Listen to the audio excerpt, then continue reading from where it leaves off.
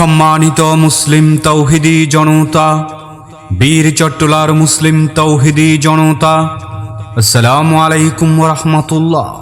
আগামীকাল 18 জানুয়ারি রোজ রবিবার সারাদিন ব্যাপী ফুলবাগিচা মাদ্রাসার পশ্চিম পাশে ফুলবাগিচা ইসলামী সম্মেলন পরিষদের উদ্যোগে একদিন ব্যাপী ইসলামী মহাসম্মেলনের আয়োজন করা হয়েছে।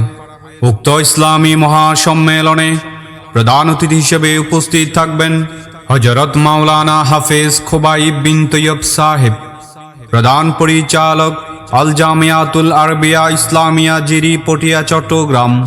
উক্ত ইসলামী মহাসম্মেলনে প্রধান অতিথি হিসেবে আরও উপস্থিত থাকবেন হযরত মাওলানা কারি নুরুল্লাহ সাহেব, পরিচালক শাহমিরপুর মাদ্রাসা পটিয়া চট্টগ্রাম।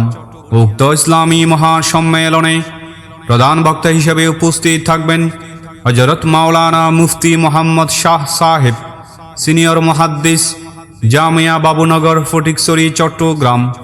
উক্ত ইসলামী মহাসম্মেলনে প্রধান ওয়াইস হিসেবে উপস্থিত থাকবেন হযরত মাওলানা কারি হুসাইন আল মাহমুদ সাহেব, সিনিয়র শিক্ষক, জামিয়া ইসলামিয়া জিরি চট্টগ্রাম। উক্ত ইসলাম